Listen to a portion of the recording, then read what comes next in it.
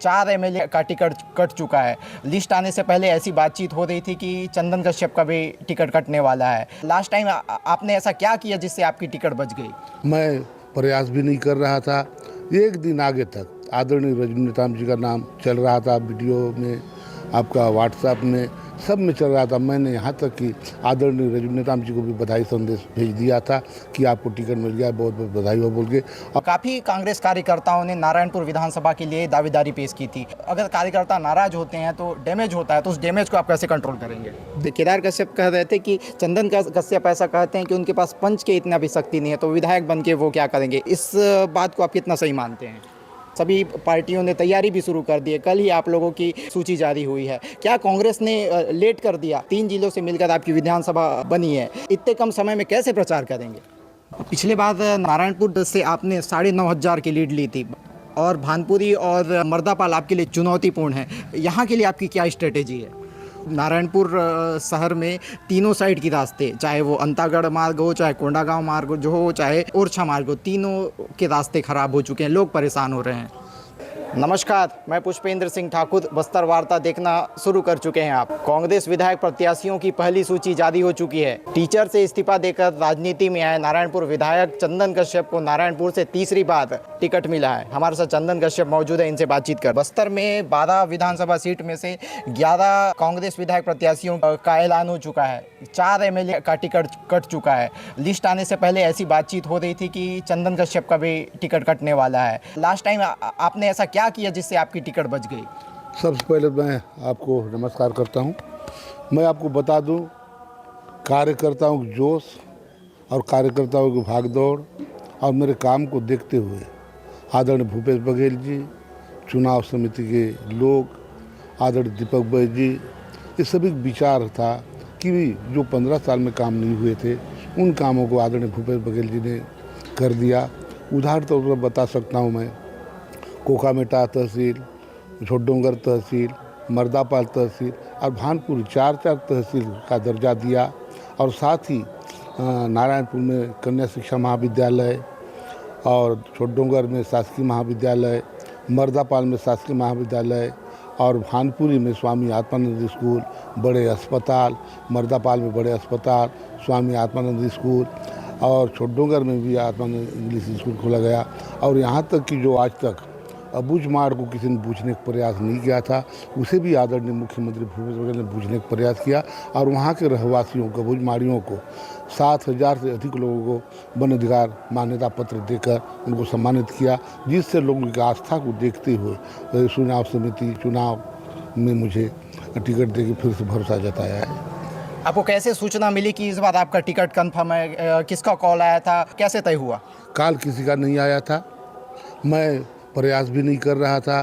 एक दिन आगे तक आदरणीय रजनी नेताम जी का नाम चल रहा था, वीडियो में, आपका व्हाट्सएप में, सब में चल रहा था। मैंने यहाँ तक कि आदरणीय रजनी नेताम जी को भी बधाई संदेश भेज दिया था कि आपको टिकट मिल गया, बहुत बहुत बधाई हो बोल के।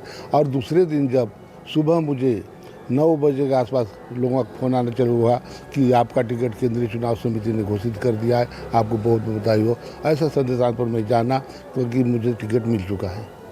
काफ़ी कांग्रेस कार्यकर्ताओं ने नारायणपुर विधानसभा के लिए दावेदारी पेश की थी। अगर कार्यकर्ता नाराज होते हैं तो डैमेज होता है, तो उस डैमेज को आप कैसे कंट्रोल करेंगे? देखिए, कांग्रेस में टिकट मांगने का हक सबको है और सभी ने टिकट मांगा, आवेदन किया, लेकिन किसी पार्टी ने किसी एक को ही टिकट देता है कि सभी, पंचायत चुनाव नहीं है, ना वार्ड पंच का चुनाव नहीं है कि सभी लोग को टिकट दे और चुनाव लड़ाएं, ये संभव भी नहीं होता है। इसलिए कि कार्यकर्ता नाराज तो जरूर होते हैं अपने अपने चहेतों को लेकर, उन चहेतों को हम मनाएंगे क्योंकि कांग्रेस में सब मिलजुल के हम लोग काम करते हैं और मिलजुल के काम करेंगे और चुनाव परिणाम अच्छा लाएंगे। बाकी पार्टियों ने अपने विधायक प्रत्याशियों की घोषणा कर दी है। सभी पार्टियों ने तैयारी भी शुरू कर दी है। कल ही आप लोगों की सूची जारी हुई है। क्या कांग्रेस ने लेट कर दिया? 3 जिलों से मिलकर आपकी विधानसभा बनी है, इतने कम समय में कैसे प्रचार करेंगे? देखिए, कांग्रेस सरकार रही, आदरणीय भूपेश बघेल की सरकार रही है। भूपेश बघेल जी ने 5 साल 2018 से लेकर आज 23 तक गांव-गांव की तस्वीर बदल दी है। चाहे उदाहरण दे सकता हूं मैं, युवा बेरोजगार पढ़े लिखे को 2,500 रुपया बेरोजगारी भत्ता दे रहे हैं और राजीव अमितान क्लब के माध्यम से उनको 1 लाख रुपया गांव में खेलकूद कराने के लिए, सांस्कृतिक कार्यक्रम कराने के लिए, यहाँ तक कि यात्रा मड़ई यहाँ भी 5-5 हज़ार 7-7 मदद करने के लिए उनको दिया जा रहा है। और भूमि मजदूरों जो जिनके पास 1 इंच भी ज़मीन नहीं है, उन ऐसे मजदूरों को भी साल में 7,000 2 किस्तों देने का फैसला किया और दे भी रहे हैं। और गांव में रहने वाले सिराहा, गुनिया, मांझी, पुजारी, आठ पहर सभी वर्ग के लोगों को आदरणीय भूपेश बघेल जी ने मानदेय दे रहा है। और यहाँ तक कि पंचायत के जो पंच हैं, सरपंच है, जनपद सदस्य, जिला सदस्य, अध्यक्ष, उपाध्यक्ष, सबको उनका मानदेय को डबल कर दिया। गाँव में ऐसे कोई ऐसा व्यक्ति नहीं जिससे लोग खुश ना हो मुख्यमंत्री जी से, क्योंकि मुख्यमंत्री जी ने यहाँ की आस्थाओं को देखते हुए गांव-गांव में देवगुड़ी, गांव में घोटूर और यहाँ तक कि सभी वर्ग के लोगों को जिला स्तर पर, ब्लॉक स्तर पर सामाजिक भवनें देकर उपकृत किया है, जिससे लोग खुश हैं। और अभी हम यही कह सकते हैं कि कोई नाराज नहीं है। केदार कश्यप कह रहे थे कि चंदन कश्यप ऐसा कहते हैं कि उनके पास पंच के इतना भी शक्ति नहीं है, तो विधायक बन के वो क्या करेंगे। इस बात को आप कितना सही मानते हैं? देखिए, मैं उनकी बातों का बुरा नहीं मानता। 15 साल मंत्री रहे हो। यदि 15 साल बाद छोड़िए आप, मैंने जब से होश संभाला है तब कमिश्नर कार्यालय यहाँ बस्तर में खुला और उसके बाद आदरणीय बलराम कश्यप ने भानपुरी को उप तहसील बनाया था, जो जगदलपुर में संचालित हो रहा था, और बस्तर तहसील बनने के बाद बस्तर में संचालित हो रहा था। लेकिन आज राजनीति उनको करते कर बहुत साल हो गए और मैं जानता हूँ 1947 भारत आज़ाद हुआ और तो जब से मैंने होश संभाला तब से एक घर में राजनीति देख रहा हूँ। बलराम कश्यप जी देखा, विधायक मंत्री, दिनेश कश्यप सांसद और केदार कश्यप जी को मंत्री देखा, लेकिन तीनों बाप बेटा एक ही घर में राजनीति करते। लेकिन भानपुर कभी तहसील बनाने का सोचा नहीं, जिसे आदरणीय भूपेश बघेल जी ने कर दिखाया। इसलिए लोगों को भरोसा भूपेश बघेल पर है। तहसील तो बना दिए मगर स्टाफ नहीं है। तहसीलदार नारायणपुर जिले में अभी भी एक भी फुल फ्लेश तहसीलदार नहीं है, ऐसी बातें लोग कहते हैं।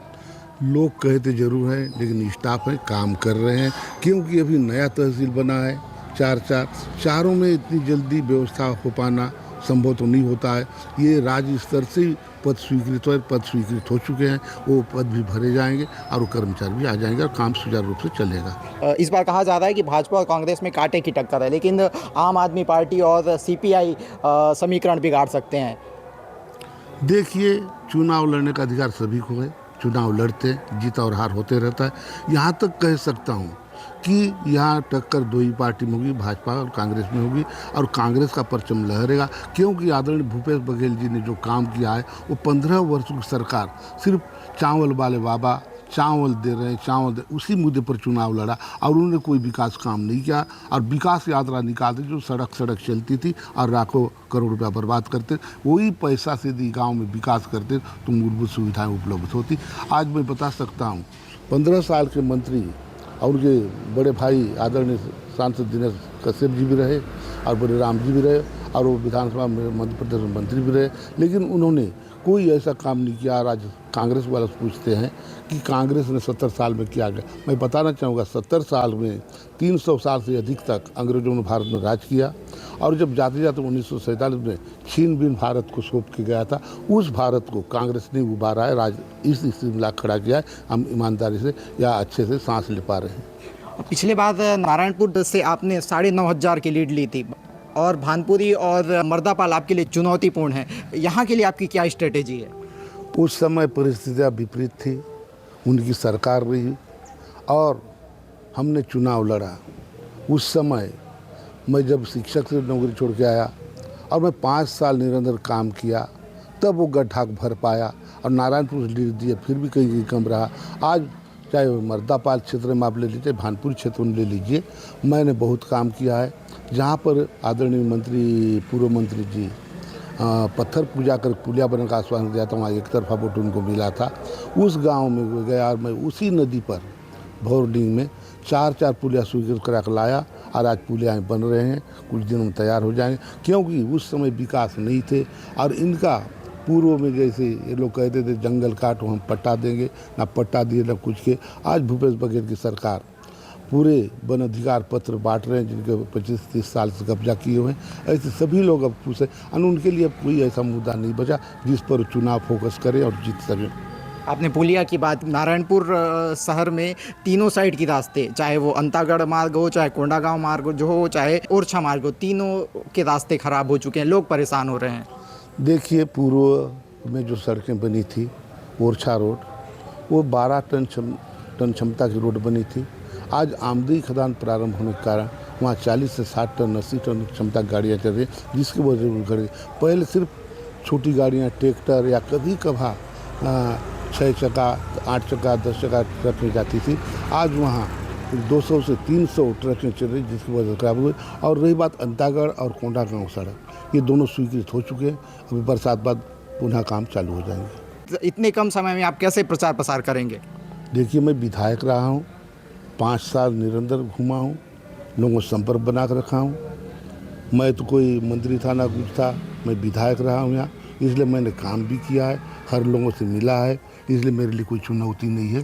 चुनौती तो भारतीय जनता पार्टी के लिए, उनको चुनाव लड़ना कठिन है, इसलिए वो अनर्गल बयानबाजी कर रहे हैं। ये थे चंदन कश्यप जी। इनका कहना है कि इन्होंने 5 साल में काम किया है, इसलिए इन्हें उतनी चुनौती इस बार के विधानसभा चुनाव में पेश करना नहीं पड़ेगा।